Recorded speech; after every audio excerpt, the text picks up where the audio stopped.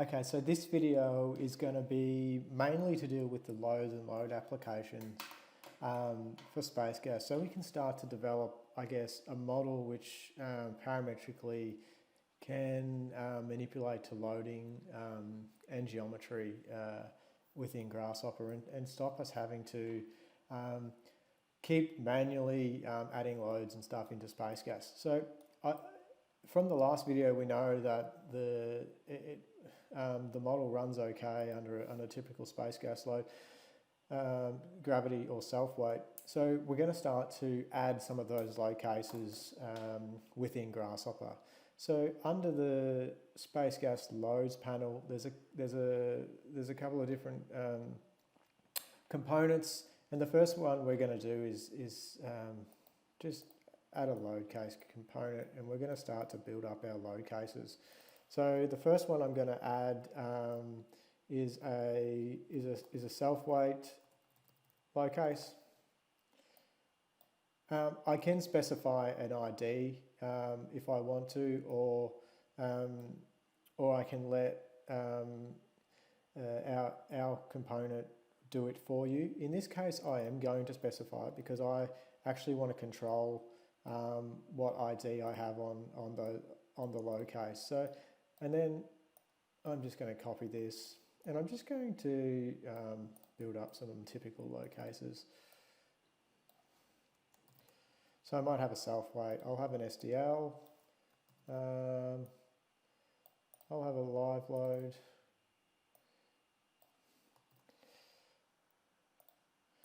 and I'm also going to add a wind load.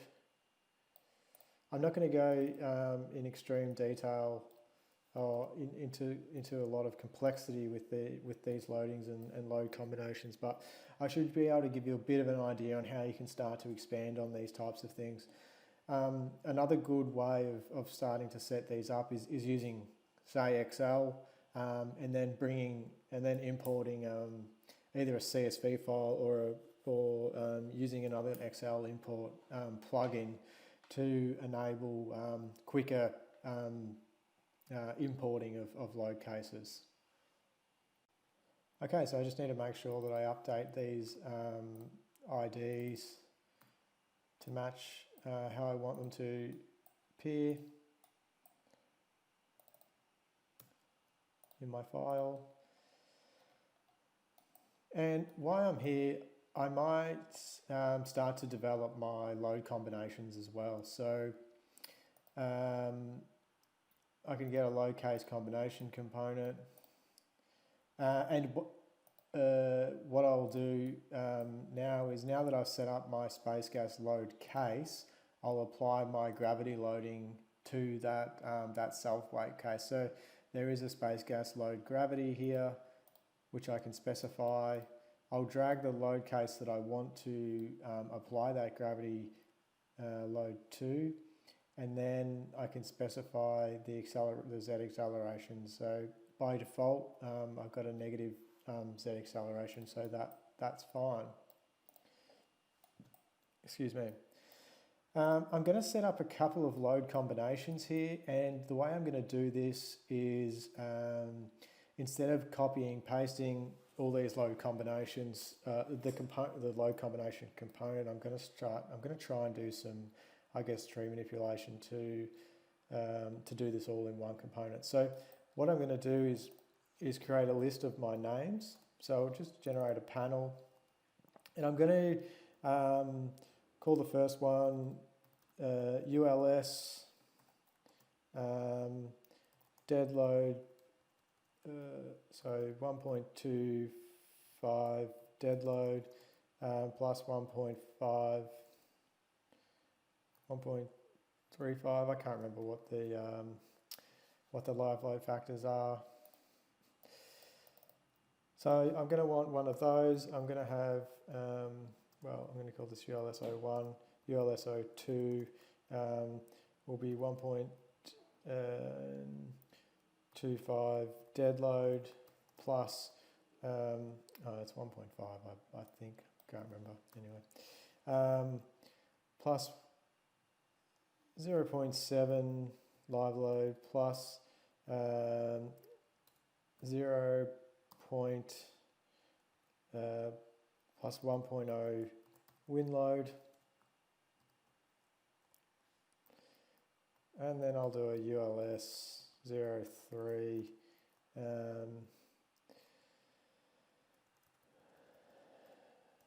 I'm just going to do I'll just do an upward wind load case. So this will be wind load up. I just right click and make that multi-line data. So I can drag that into there. I can create another one, and I'm going to say I want the ID of this ultimate case to be 101. And 102.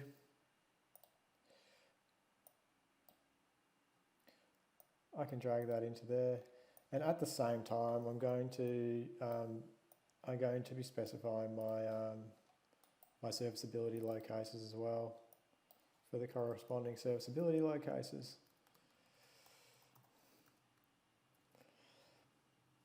And that might just be 0.0 dead load and a 0.7 live load, and I'm going to do an upward load case, so I'll go to 0.9, and then one up. For the ultimate I'll do 1.5, so I'll just change these IDs to 201 and 202.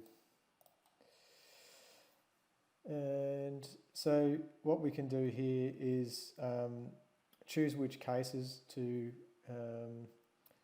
apply to these load combinations, and also the factors which get applied. So this can be the tricky part.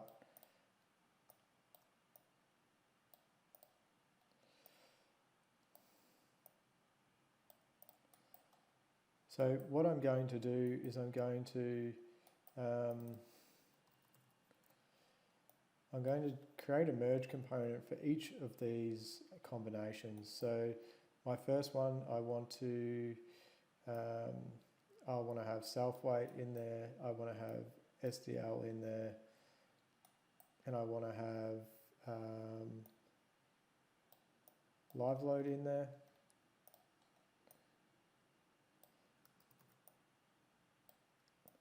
And the second one, I want to have dead load, live load, and wind load.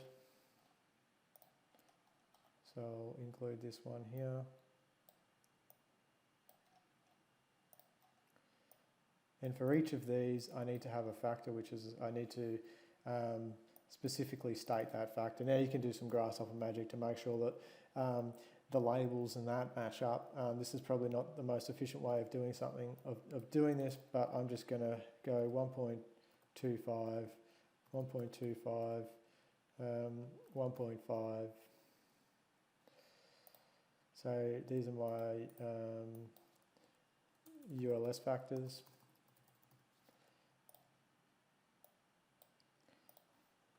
And I'll just make that a list.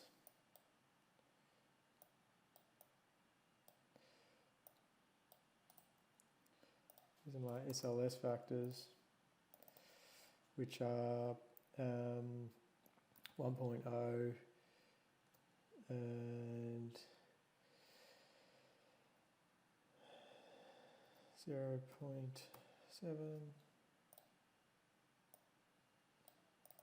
Sorry, 1.0, 1.0, 0.7. And I'll make that a list again. And then what I can do is I can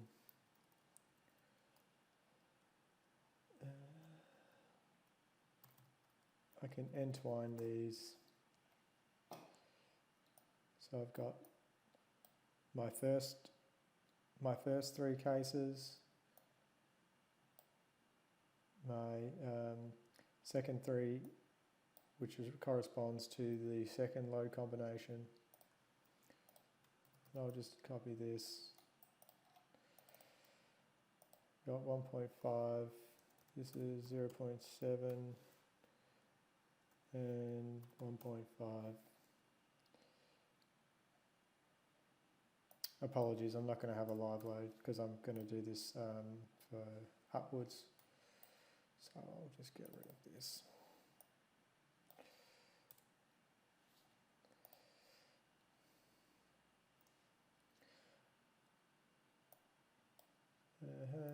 So then I'll do an entwine here.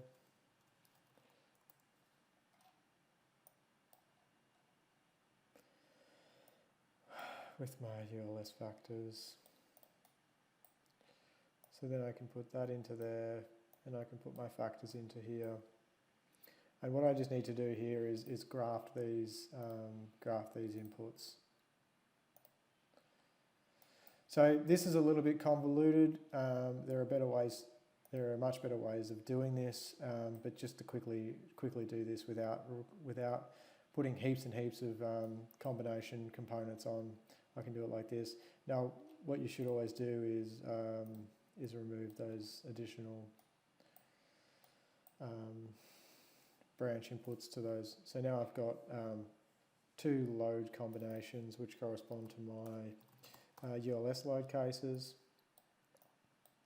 and you can see those there. And this is the text output that you'll get in Space Gas. All right, so I'm quickly just going to do this for the serviceability load cases as well.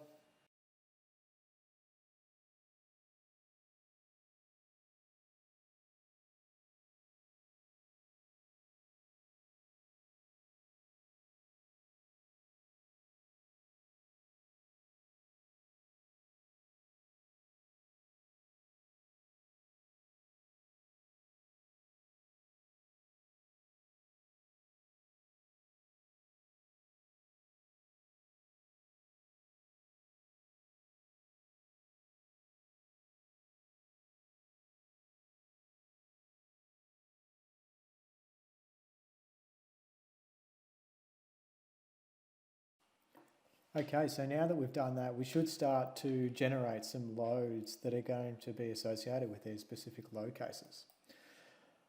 All right, so first off, what I might do is start to provide some superimposed dead loads and live loads. Now, I guess it's quite easy for this pavilion because the way we've set this up, each purlin is at the same distance, or it's got its own spacing of 1.4 meters. I think we've set it at. So it basically means that each purlin is going to take the same, I guess, tributary load width, except for the two, well, the one at the front and the one at the back. So what we might start off doing is generating basically a base value of the tributary load width for each element. So I've done this quickly, and it's a little bit of a messy way of doing it, but it does the job for now. In our rafter components, I'll just go to the right, I'll just go to a better view. So for the output of our rafter beam sections, we've currently got them in two branches. We've got one for our axial purlins, and we've got one for our, I guess, standard purlins. And what I can do is I can explode that. I can use the explode tree function to basically split that back into purlins, axial purlins and normal purlins. Now, because I know that our axial purlins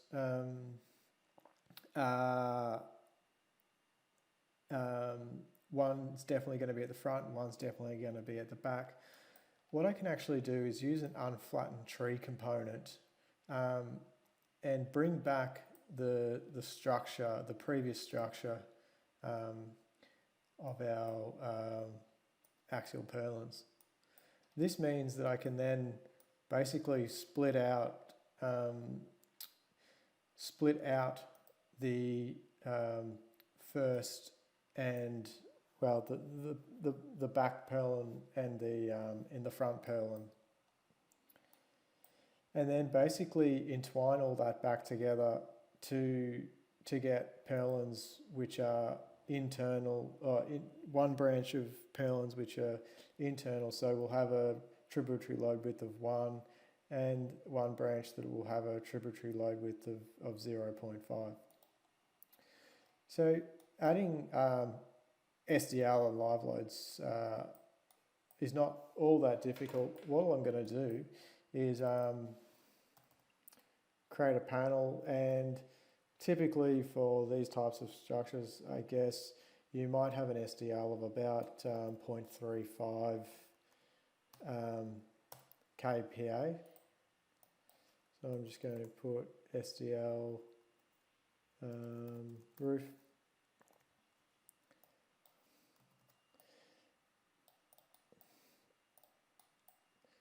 And you might have a typical live load of say 0.25 over the entire roof. These are just indicative values, but you can change these however you like.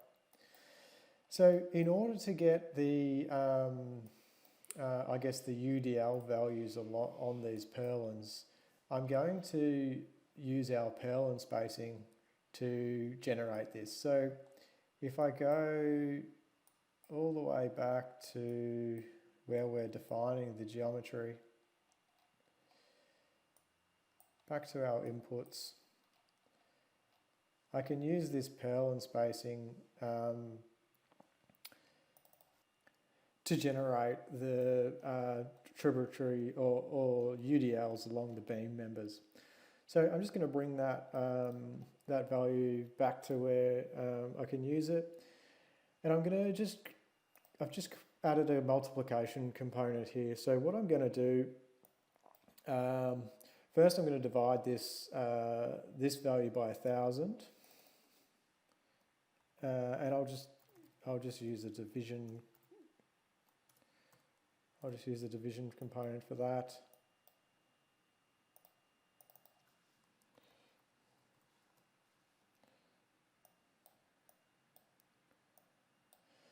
So, and then I'm going to drag this in here. So what this means is I'll now have two values. So I'll have I guess a base tributary width and so for an internal purlin, and a tributary width for the end purlin. And what I'm going to do is do the same thing for my live loads.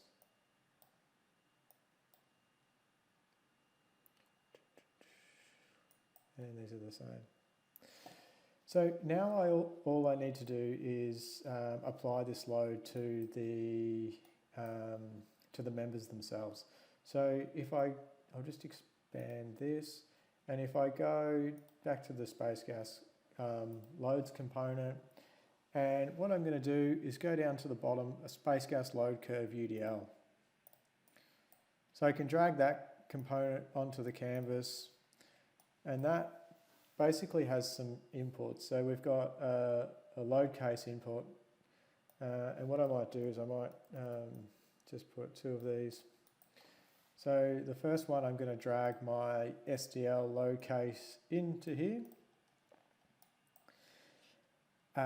And then I'm going to drag my loaded elements in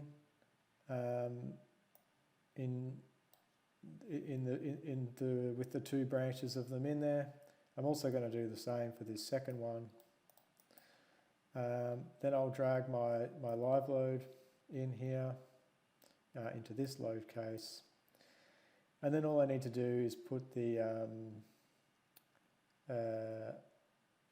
force in there. So basically it takes a vector. So what I need to do is that's going to be a unit Z vector. So I want it to be in the Z direction.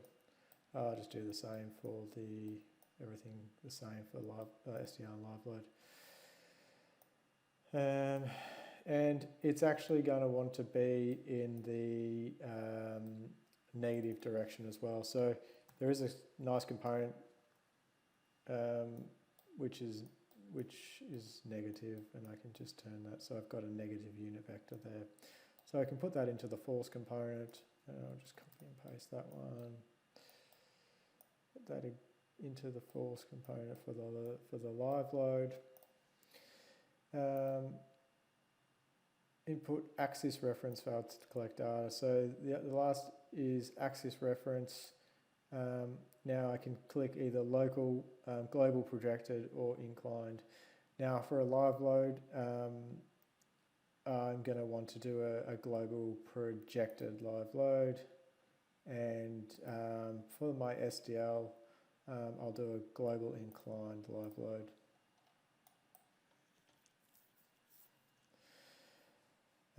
Okay, no problem. So then we have those loads which have been applied. Now, what I might do now is just quickly check to make sure that those loads are coming into SpaceGas okay. So I'll do a similar procedure as before. I'll override that test one because everything seemed to be all right with that prior. Go back into my SpaceGas. So I'm going to open a new model. Again, file import from text. Import this model.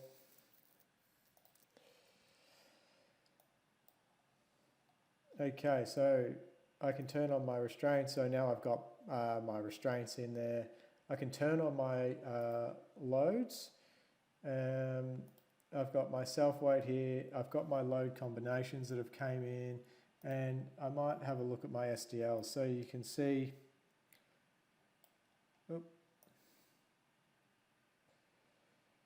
Okay, so you can already see that there's some issues here. I might just turn the values on. Diagram annotations. So it looks as though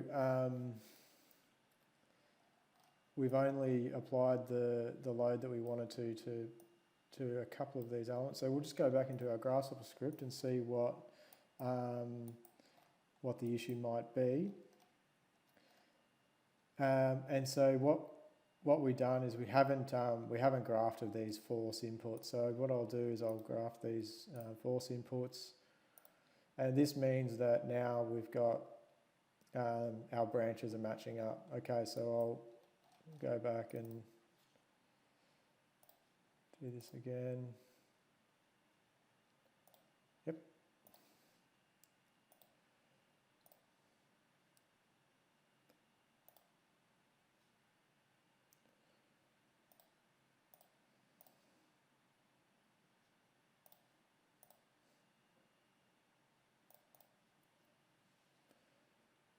And I'll just quickly turn our loads on, SDL, and great. So now you can see that we've got SDL inside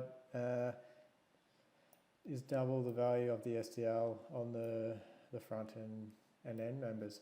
Okay, so this all looks pretty good. So the last thing I'm going to do is generate wind loading. Now, wind loading can be a little bit more complicated, but it is pretty amazing what you can start to do with Grasshopper to automatically generate these wind loads parametrically.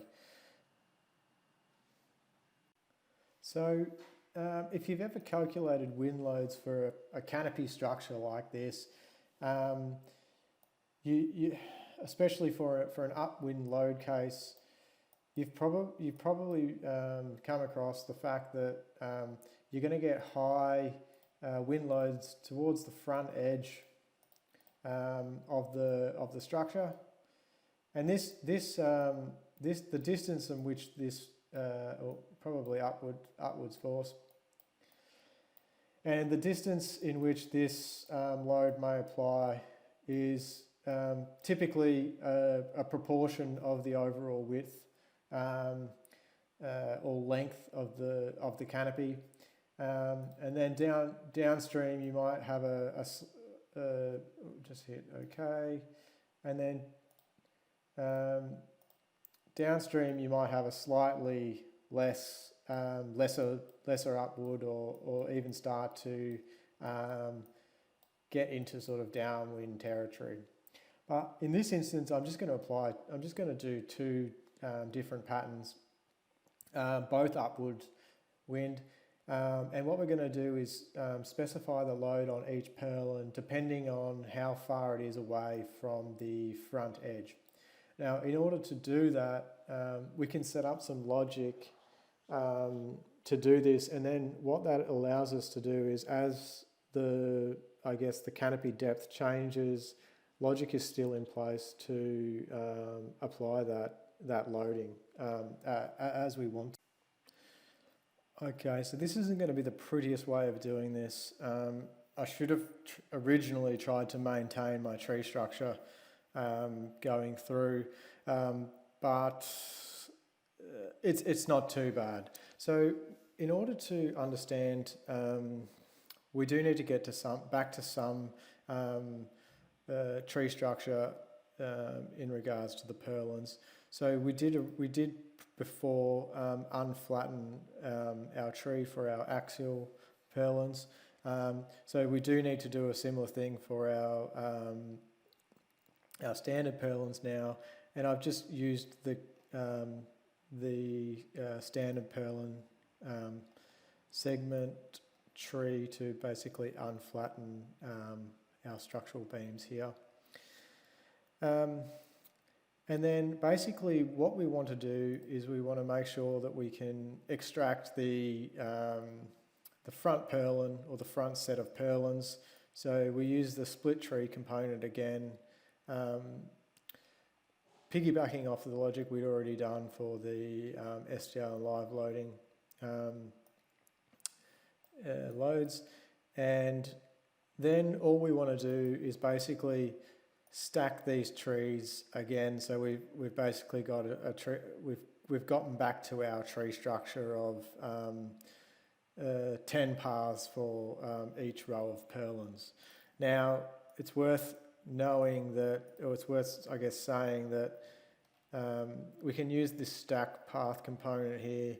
We know that our first branch is the first purlins. However, it's also worth noting that now that the branches from 1 to 10 are not in order. Now, this is not specifically a problem for us right now, but it is worth noting that. So now what we want to do is basically flip this matrix. So we, instead of having the purlins in groups of 10, we've just got purlins in groups along the specific bay. So I'll show you what I mean by that. And to get a specific value to apply, to each branch, to each path, we can do a similar thing as we did before, because they're all the same, and literally just take the first branch from here. So if I put that path in, and I'll take the first branch. So now you can see that we've got our purlins in order.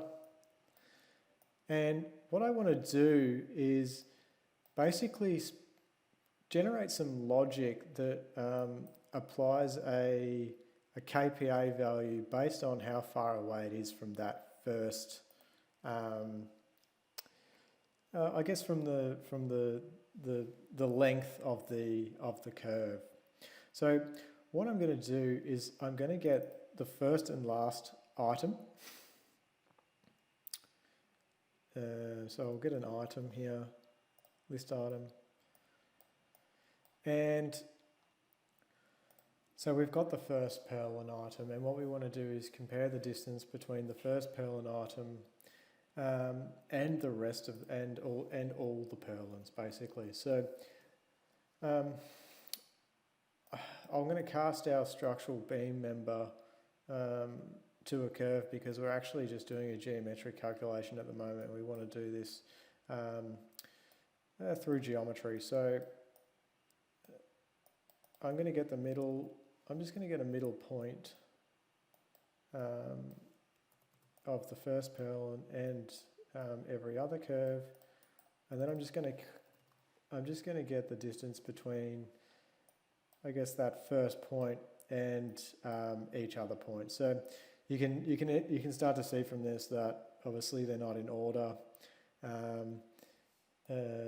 as I sort of talked about before. But that doesn't matter too much. So what we can do here is start to use domains to start to figure out or start to place values for different things. So if I go under the Math tab, I can look at the domain, and I can actually basically get a bound. So this will give me my minimum and max, or this will construct a domain based on my minimum and maximum values. So I've got a domain there of 0 to 15,000. Then what I can do is I can deconstruct that domain. So I'll get a start and an end, obviously. And now I can actually basically create domains based on a percentage of the overall domain. So I'll just get I can do a multiplication. And I did say before I might do this in 2, but I might actually do it in, I might split it up into 3, just to get a bit more of a better visualization of this. And simply what I'm going to do is just create 3 values. So I'm going to have a base wind load pressure at the front of upwards of 1.3 kPa.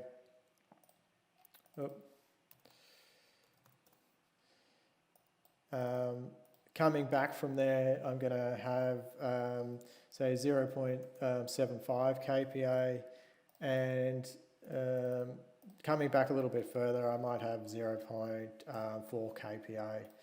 And I'll just create a list from that again. And then with that, I'm going to have a percentage of the overall width at which this applies. So because of those very high values at the front, I'll just apply that for, say, the first 0.2%, and I'm just going to copy this and copy it again. So I'll just have the 0.2 for the first one. And for the second one, I might go from 0.2 to 0.5 of the depth, and then for the third one, I might go from oh no, that's all I need. So it'll be from there to the end, basically. So what I can do is just construct a couple of domains.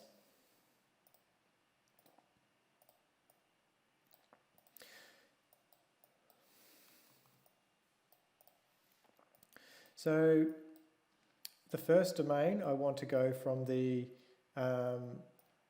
start of my original domain to the end of 0.2 times the end. The second one, I want to go from the 0.2 to the 0.5 of the end. And then my third domain, I basically want to go from the end of my original domain and the end of my second domain. So now I've got these 3 domains which correspond to regions based on a percentage of the overall depth. And then what I can do is from the value or from the distance that I've gotten at the start, I can start to choose which one of these I want to apply to that member. So, excuse me, there's a component here called find domain. And what I can do is I'll merge these 3 domains here. So I have 3 of them. I can place all of them into here.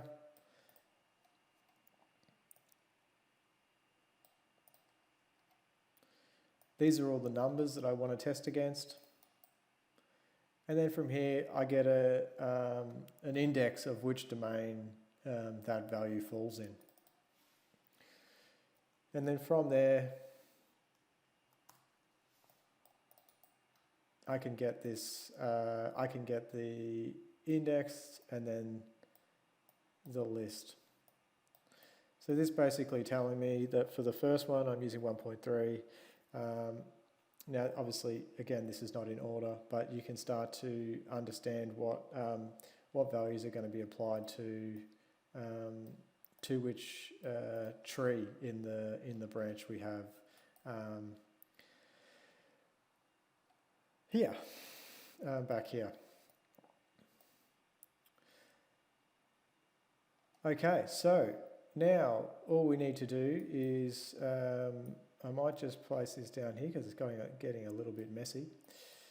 I'll move these over slightly.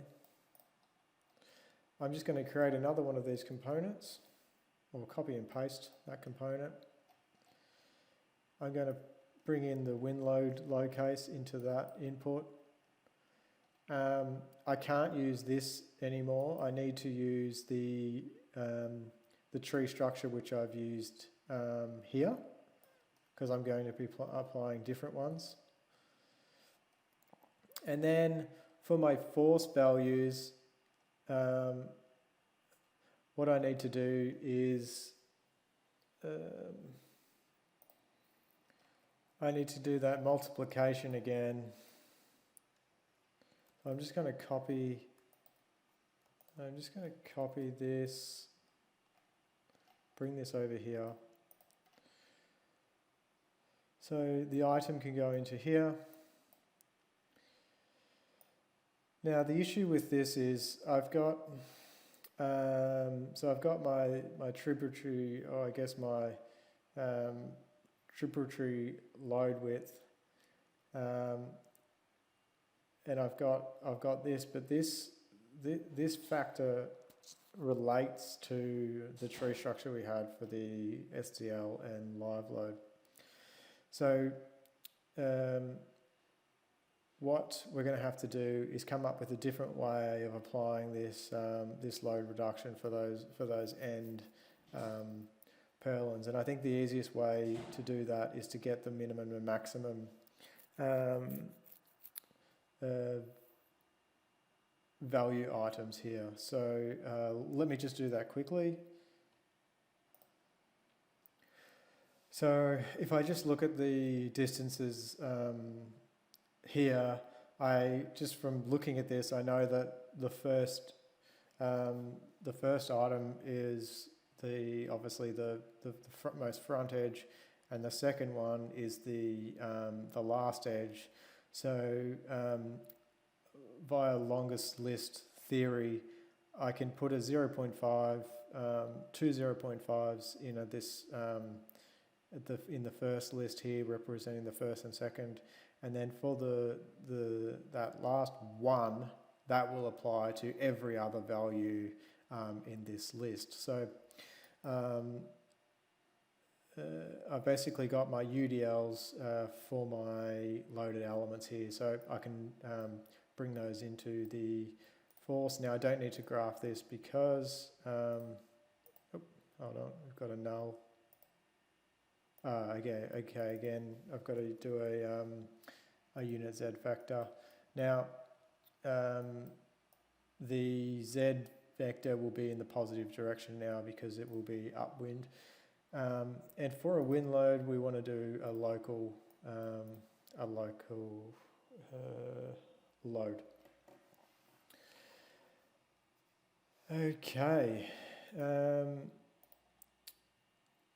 Let's test this and see if this works.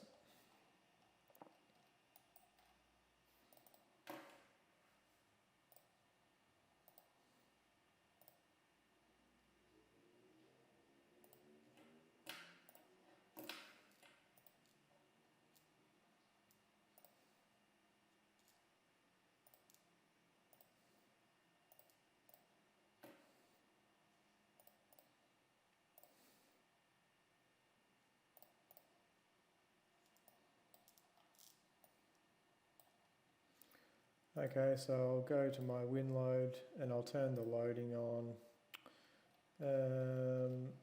Okay, it looks like we've put the loads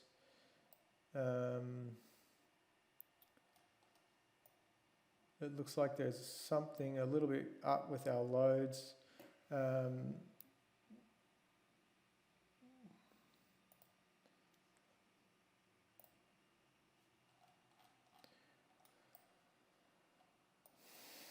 I think this might be because we haven't. No, that's right. So we've got 10 items with 10 branches in there. Oh, sorry, we haven't.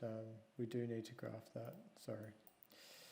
Okay, so this should be working. This should be working now. We might need to change it to global projected for this instance.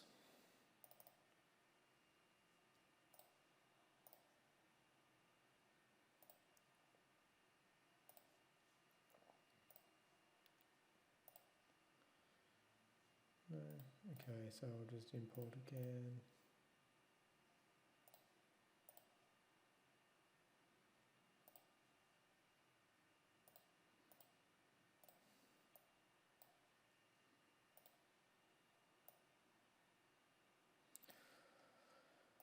Okay, so it does look like it's in, oh no, this is in the correct direction. We're going upwards, and you can start to see how we're getting differing load values from front to back. Obviously this front is, so this is quite good, especially when you're changing geometry, I guess a lot to automatically generate these win loads.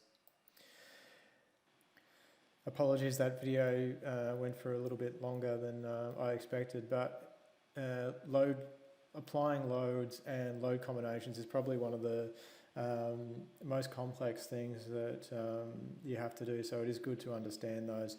In the next video, we're going to have a look at, we're going to start looking at analysing these parametric structures.